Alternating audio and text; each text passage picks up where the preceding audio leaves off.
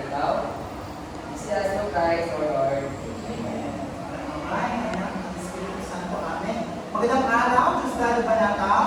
Magandang araw po, Teacher Leo. Magandang araw. May bago kayo gusto po ay pakiayos naman na kapakilinya ng inyong mga upuan upang kayo magkaroon ng komportable diskusyon sa araw na ito. At ituloy na rin ang mga nagkalat na papel kung meron man at kung wala na pwede na mag-isip po. Maraming salamat sa unay. Kayo ba ay masaya sa umaga ito? Oo! Batid po, merong mga ngiti na katangi-tangi sa inyong mga pagmumukha sa araw nito. Nararapat lamang na ating balikan muna kung ano ba ang ating pinalakay noong nakaraang araw. Siyang tunay. Kaya sino ba sa inyo dito ang nakakaalala sa kung ano ba ang ating pinalakay noong nakaraang Lunes? Alan?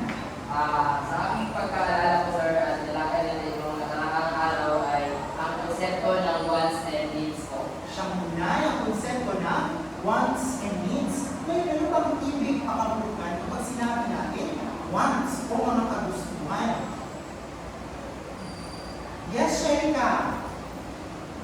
Ang pangangailangan po, ito po ay ating mga kinakailangan sa araw-araw na buhay upang at ang kagustuhan naman po, ito ang mga bagay na kagustuhan natin ay Siyang tunay, maraming salamat.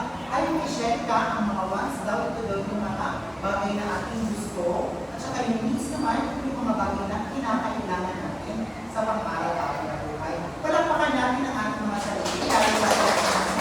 So, upang naaalala ang mga konsepto na ating pinalakay. Nandito sa inyong harapan, Buenos Dias, sa Chabacay sa Espanya, yung pakahulugan nito ay magandang umaga. Ngayon, magkakaroon muna tayo ng laro na tawagin natin itong step up. Dahil pati ko gawa ng kayo community, may pati ko pa rin sa inyong mga kabubuhan na may ilan pa rin sa inyo na parang nagtutulog. Upang tayo umiligan sa araw na ito, magkakaroon tayo ng step up. Inaanihan ko ang lahat ng sitayo at pakiatas ng mga upuan, mga silya. Maraming salamat. Ay simple lamang ang istorya ng laro ito. Akabante kayo base sa mga tanong na ibibigay ko sa inyo. At kapag tatapa kayo nito, ibig pakahulugan na nakaka-relate kayo o meron kayong experience sa ganoon na konsepto. Tayo ba nagkakaintindihan? At kapag tapos na ang tanong, aking nasulit para sa panibagong tanong. Naintindihan ba? Okay. Ang unang katanungan, kayo ba ay gumagamit ng online shopping? Ay, si Alan hindi gumagamit ng online shopping. Bakit? Kasi po wala akong pera. Pero atas na atras.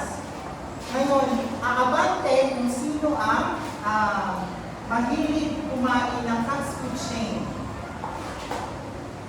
Ay, ilan ang hindi kumakain ng fast food chain atras? Sino sa inyo dito ang mahilig na mahusay, pumunta sa ukay-ukay at mamili ng mga damit? Ay, ayon kay Miss Alvero, magaling ko siya na mag-ukay at atas na. At sino sa inyo dito mahilig gumastos?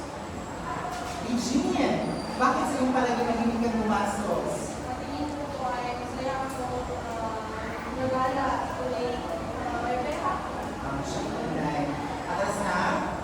Sino sa inyo dito ang mahilig manlibre? Mahilig manlibre. So kayo yung mga nililibre. Sila ang nililibre. Okay, atas na. Sino sa inyo dito ang metikuloso kung bumili? Yung tinitingnan o inaalam muna bago bumili. Sure na? Mabuti naman. At atras na. Ngayon, sino sa inyo dito ang mahilig at mayroong instance na naging impulsive buyer, yung padalos-dalos ng bumili?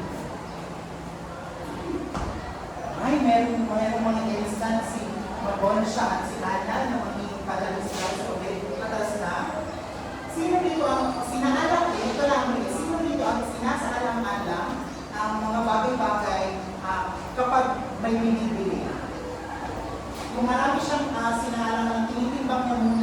silang lahat. Ako ay nagagalak sapagkat meron kayong mga sinasaalang-alang bago kayo bumili. Pwede na magsibalik sa inyong mga buwan. Maraming salamat. At aking kalamakan ang ating mga sarili sa pagkakin nyo na nauliligyan at ito mga sarili sa mga pangungusap na aking bibigay sa inyo. Pero pa kayo mga maraming salamat. At ngayon, dahil gusto nyo lang naibigan, dahil na nabigyan na ngayon ng ehersisyo, konting ehersisyo sa ating ginawang palaro, maglalaro ulit tayo ngunit sa inyong upuan lamang upang ating matumbok ang ating diskusyon, magkakaroon tayo ng malakayan upang lalaro na tatawagin natin add to cart. Pamilyar ang add to cart bilang sa mga online shopping. Ngayon, magpapakita kami ng mga larawan at inyong ililista kung ano dito ang nais nyong bilhin. Ililista ninyo sa papel, kahit anong uri ng papel, pwede scratch paper, pwede kahit ano. Ngayon, unang larawan. Handa na ba?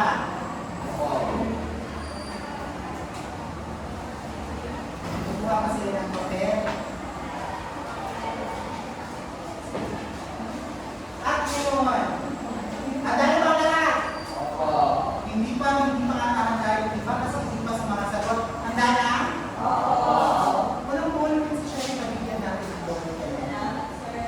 Walang naman. Ngayon, unang larawan.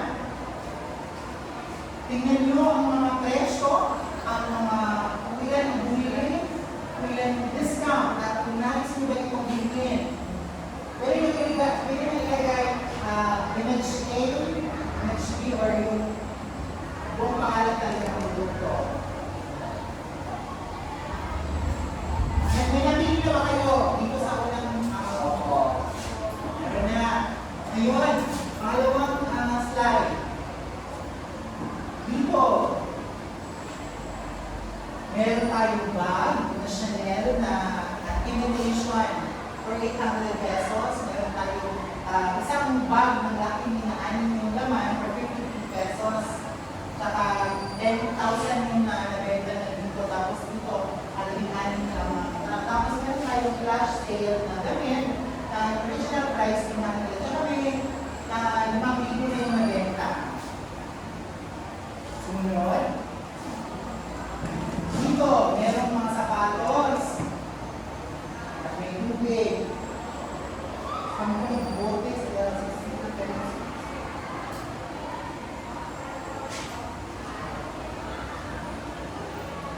Okay na ba? Opo. Maraming salamat. Ngayon, inyo na ipapasa ang inyong mga sinili na papel. Maaari na makipasa. Maraming salamat.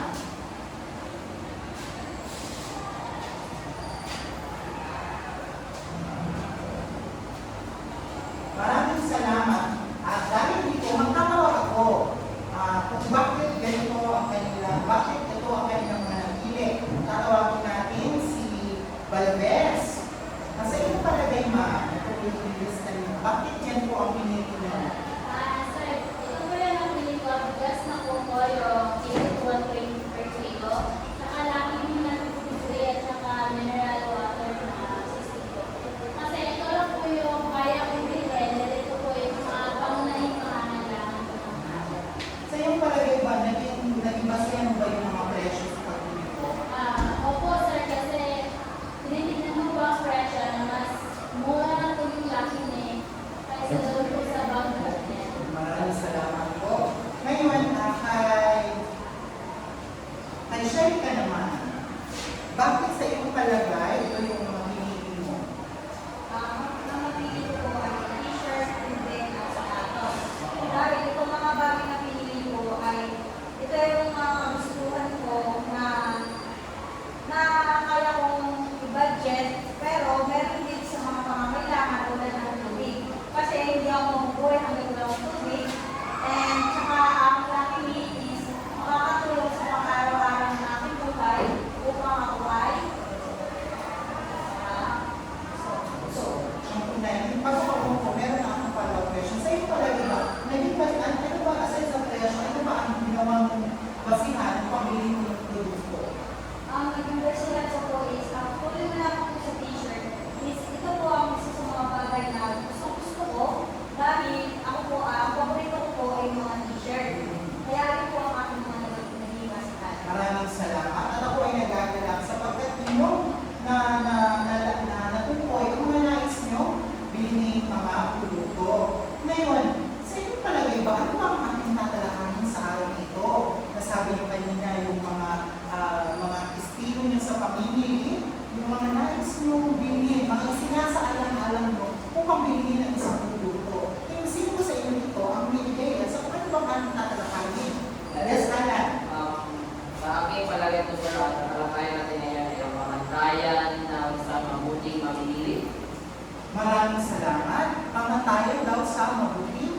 mamimili. Maaari mayroong ideya. Maraming salamat at nabigyan ko ng ilaw. Ano ba ang ating tatalakayin sa araw nito?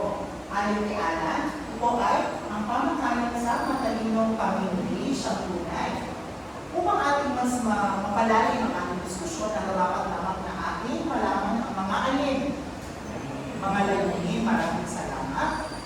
Ang unang layunin, Tutukoy ang mga kamatayan sa matalinong pamimili. pangalawa, Ay itataguyod ang mga kamatayan sa matalinong pamimili sa pamamagitan ng masusing desisyon. panghuli, Nakagagawa ng slogan patungkol sa kamatayan ng matalinong pamimili. maraming salamat. Sa pagkatapos ng diskusyon ito, inaasahan ko na inyong malalaman ang mga layunin na ating tatalakayin sa araw na ito. Naintindihan ba? Opo. Maraming salamat. Ngayon, magtuto na tayo. Pamantayan sa matalinong pamimili. Ibig makahulugan dito ay ang mga tao merong matalino paghuhusga sa mga bagay-bagay na kanilang nais bilhin. Ngayon, una, siyang tunay na nararapat lamang kung tayo ay matalino, dapat tayo ay Mapanuri. Ika nga ni, sino nga yun? Kuya Kim? Matatlawin. Matatlawin. Ano nga yung sinabi niya? Mapanuli. Pagpagmansya, mapamahan, matalino, matatlawin. Siya po na yun dapat tayo ay mapanuli sapagkat ang matalino mamimili ay matyaga, pinili na. Di ba sinabi kanina ni Albert, o ginawa kanina ni Albert, pumunta siya sa harapan dahil pakiramdam niya sa kanyang sarili, siya ay magaling sa pagpupukay-pukay. Yung sa Albert, sa inyo palagay pa, ano ba ang sinasaalang-alang mo upang malaman mo na sulit yung tinukay mo? Sa pagkakita may sinaalala ko po na sulit hindi ko sa malupay ay yung kalidad na halimbawa po, hindi po ako nagupay po ako ng labian ay isa sa mga pinatutunan ko na mas nariyan po ang kalidad ng damit ko at saka po yung presyo ng damit. Maraming salamat. Siyang tunay dahil nararapat na tayo ay maging mapanuri, especially sa mga bagay na kinukonsumo. Dahil hindi natin alam na yung kinakain natin expired na pala na makasira yun. Lalo-lalo na kung tayo ang ina o tatay ng tahanan. Sunod, may alternatibo o pamalit. Sino ba sa inyo nito? Yung pumunta na sa mga kainan o yung sa mga grocery, tapos nalaman mo, wala nang silver man. So yung binili nyo, dati. Kasi may alternatibo kayo. Kulang yung budget nyo para sa kape at sa gatas o sa kape at sa creamer. Kaya ginawa nyo, tingin mo na lang yung binili nyo. Yan ang ibig. Napakahulugan na may alternatibo o pamalit. Ang matalinong mamimili ay marunong umanat ng kapalit ng produkto. Ibig pakahulugan dito. Kung wala na dito, hanap na iba. Sunod. Hindi nagpapadaya siyang tunay. Dahil mayroong mga hindi natin naiiwasan na mayroong mga pagkakataon na tayo ay nadadaya. Minsan halimbawa ito, ay kapag tayo ay bumibili ng isda, bakit isda na? Nadaya po nila tayo sa mga kita ng sa timbangan po nila kasi sa timbangan nila, nilalagyan nila ng konting goma yung sa timbangan at nagdadagdag yun ng bigat.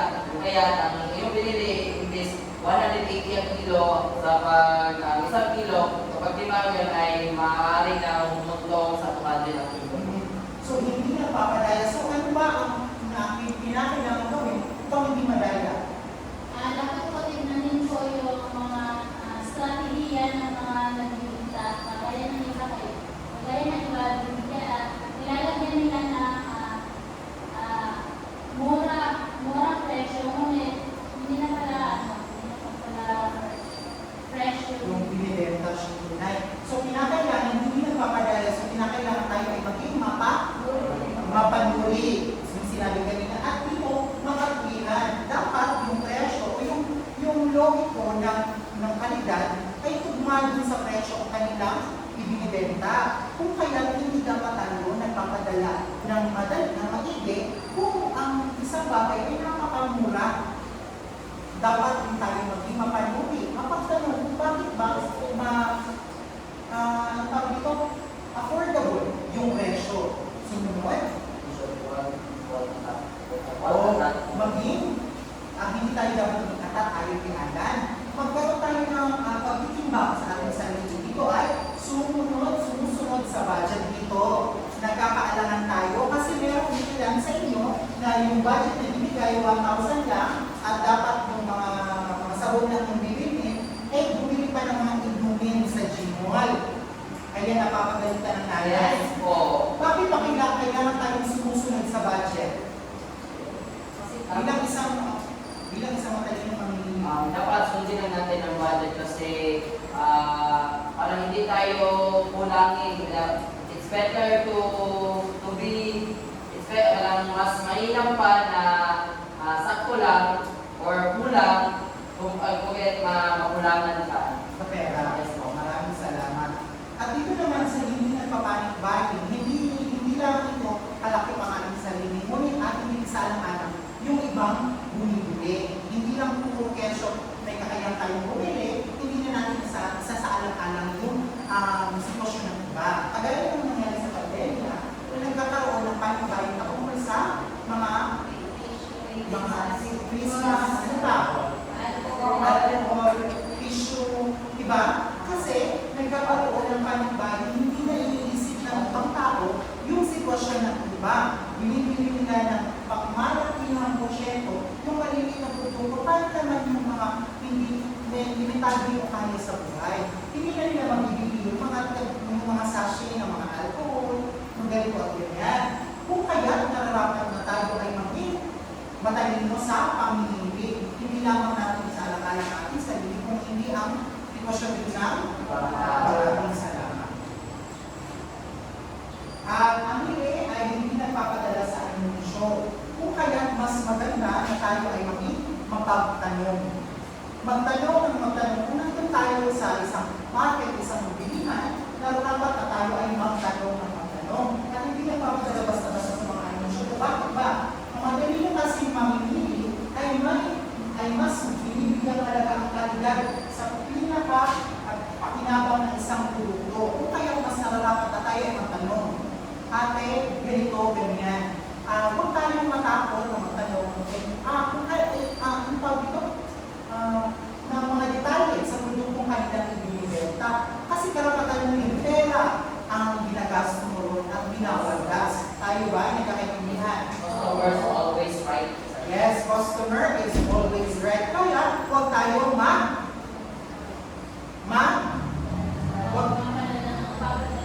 huwag tayo magpapadala sa anunsyo. Kung kaya dapat tayo ay matutong magtanong. Huwag tayong matakot magtanong. Sumunod. Dahil wala ng katanungan, meron ba kayong mga katanungan? Dahil wala ng katanungan, ako ang magtatanong. Magkakaroon tayo ng konting para tatawagin natin ito.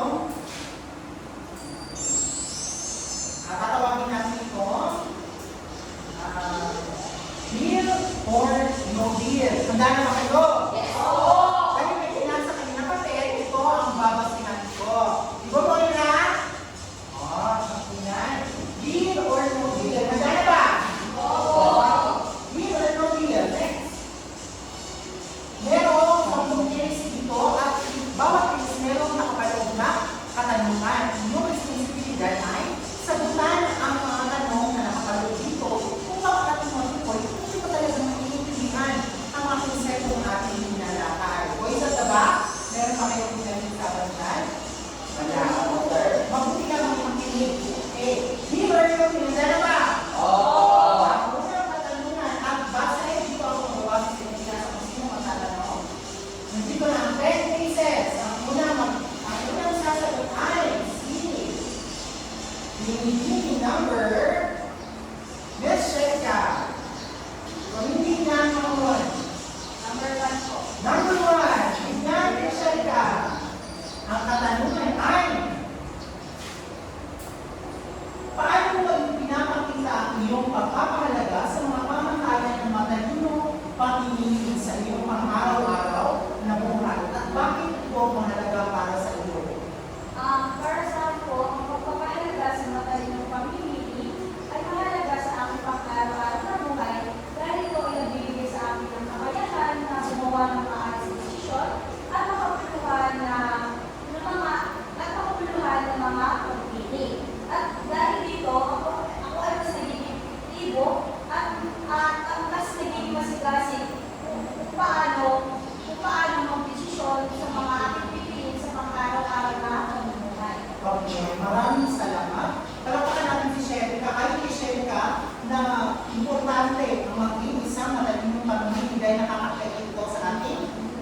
pamumuhay. Maraming salamat. Ang susunod naman ay si Binibining number Miss Regine.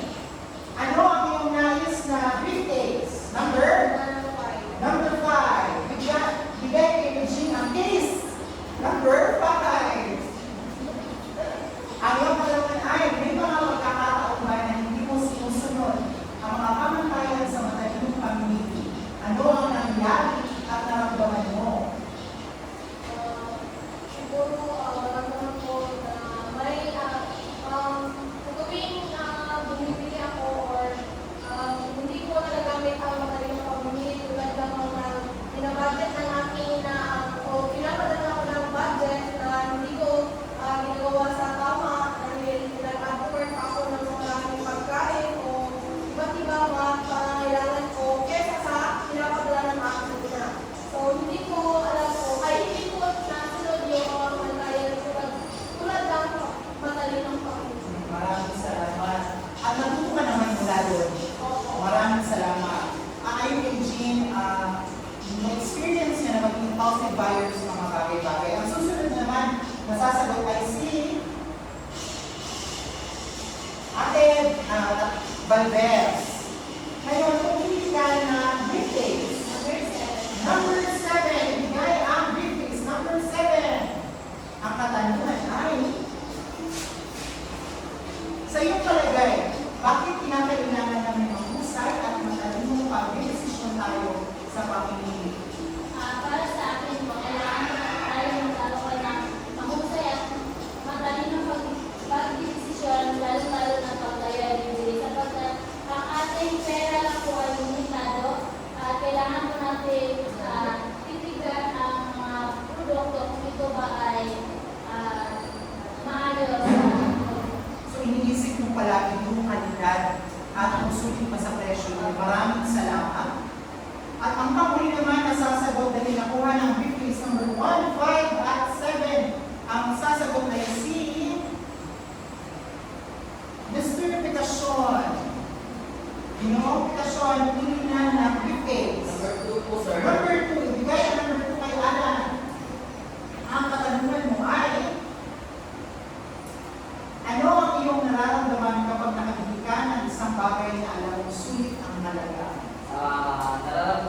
Nararamdaman ko po, sir, pag mayroon akong binibili isang bagay na para sa akin ito ay sulit na magkaroon po ng kasiyahan at proud ako sa aking sarili kasi nga ginamit ko ang aking pera at ang satisfy ako sa aking desisyon kasi na nakita ko na may halaga ang isang bagay na binili ko at makakatulong siya sa aking pang-araw-araw na bumuhay, sa aking pang-araw-araw na maglalakbay.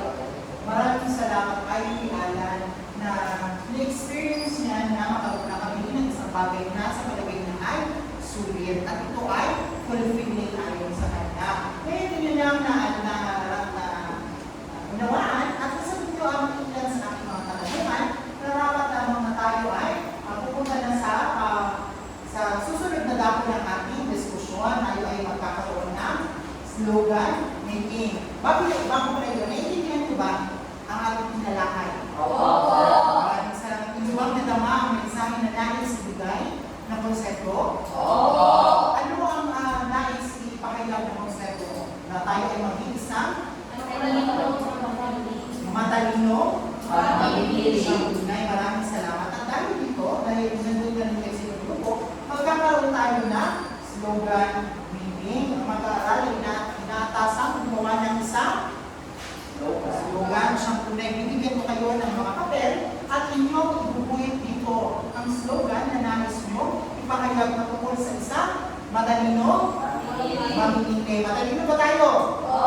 Dahil matalino tayo, bibigyan ko na ang inyong mga papel upang makapagsimula na kayo. Ito ang pangkat-una at ito ang pangkat-dalawa. Ang 1 minuto hanggang 2 ay nagsisimula na. Maaari nyo nang simulan.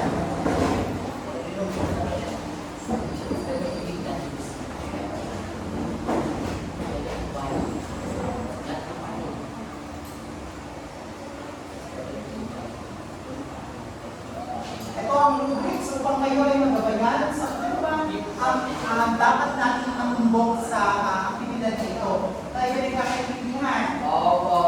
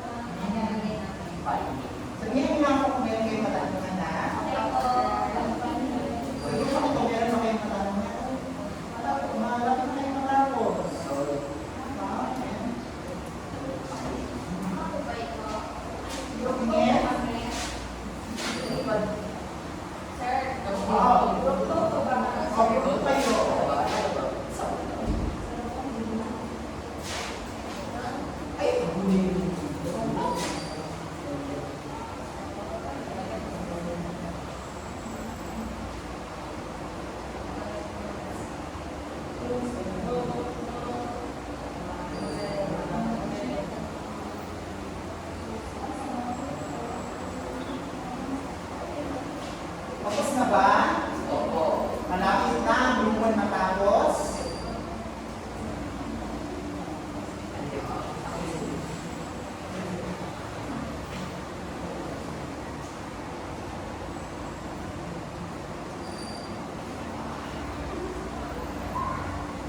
Ayun, ganda ng design mo. Ah. Ano ba? Ginagawa ka yan? Kasi hindi nyo yung rubrik sa palagay mo. Ha? Opo, sir.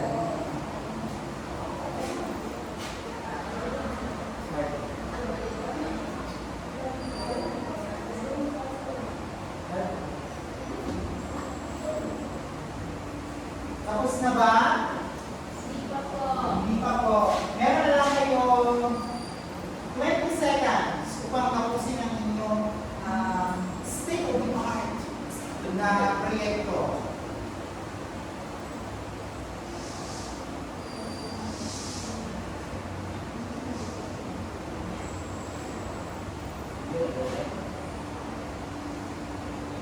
Okay, tapos na ang 20 seconds at nakonsumo na ang mabuhan ng 2 minuto.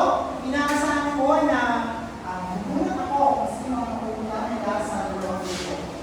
Si Vera yung mula sa buwan, diba? At si Alan yung mula sa buwan.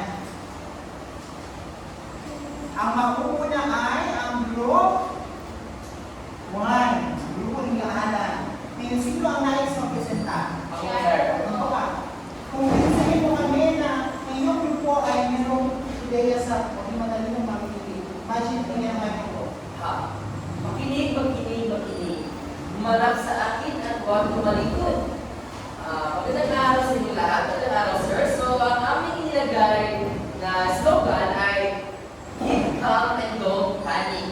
Kasi nga sa ating talakay, huwag magpanik pa. Hindi ko kaya't maging kalmado sa pagpili ng mga produkto dahil kapag kalmado ka ay maganda ang iyong kalooban sa pagbibili at maganda ang iyong komunikasyon sa nagtitinda kung kaya't walang away ang pagaganap at makapipili ka ng mga bagay na para sa iyo ay may halaga tulad ng kanta ng Parokya ni Edgar, halaga.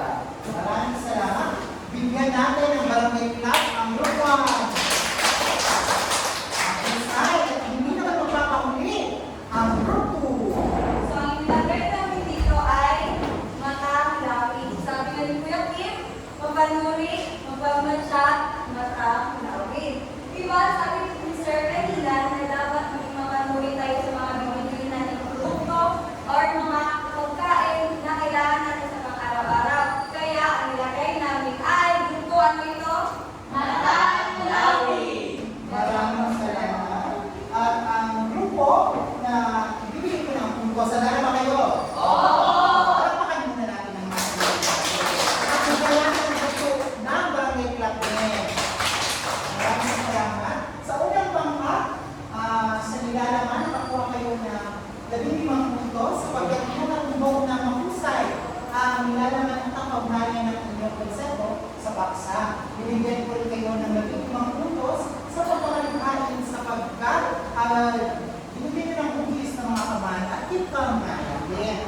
Tapos sa kalinisan at kausayan, walang mga pagbumura. Doon sa inyong ginawa, binigyan ko kayo ng 15 puntos at ito po ito na 45 o 45 points out of 45. Pero pala natin ang pagkakamit. Hindi naman ipapahuli ang pangkat-dalawa. Binigyan ko sila ng 15 puntos sa nilalaman sapagkat siyang tunay na naman na matanglawin o ikonektado sa ating bansa na maging mapanuri, mapagmansya. At sa pagkamikhain, binigyan ko sila ng 15 puntos sapagkat ang kanilang tagline ay ready. No? At ang konsepto ng kanilang disenyo ay maganda rin. Sa kalinisan at kaayusan, binigyan sila ng 14 na puntos sapagkat mayroong pagbubura o hindi ito kadahilanan. Upang hindi na konektado ang inyong paksa, ang inyong ginawa sa paksa na rin malakay. Palakpakan natin ang group 2 sapagkat sila nakakuha ng 44 points. Ngayon dahil tapos na tayo, ating isaayos ang ating mga salamulit. At kumuha ng isang kapat na kayo sapagkat tayo magkakaroon ng pagtatala. O isang kapat, itago na ang mga notebook dahil tumitingin ang manalo sa inyo. Isang kapat, at yung sagutan ng mga katanungan, ipasa ng papel. Maraming salamat. Tapos sila dito. Pakipasa na ng mga papel. Maraming salamat. Ang ganda naman ang papel mo, Regine. Pero sa kasi nagpasa sir. Isang kalas, binigay mo isang open bag. Pero sa wala. Nandito ang papel ni Alberto. Maraming salamat. Maraming salamat. At ngayon, dahil ito na tulong ang mga katanungan, magbibigay ako na takdang aralin. Pwede mo muna ng larawan o isulat. Subukan mamili ng pagkain luluto kahit konting halaga lamang at dapat ang lahat ng natutunan ay kung saan na dito ang pamilya. Tayo rin kakaintindihan. Wala nang katanungan. Kailan ipapasa sa susunod ang Biyernes? Magsigayon ang lahat. Tayo manalangin. Regine, ano mo pangulangan ang panalangin sa pagtatapos ng klase? Maraming salamat po sa ibigay mo. Maraming salamat po sa araw na ito at sa ibigay mo na kanina sa amin po mag-participate sa demonstration ni Sir Ray at tinanong ko Mahal naman, anak ng Espiritu Santo. Amen. Paalam na, Diyos lalo ba nataw?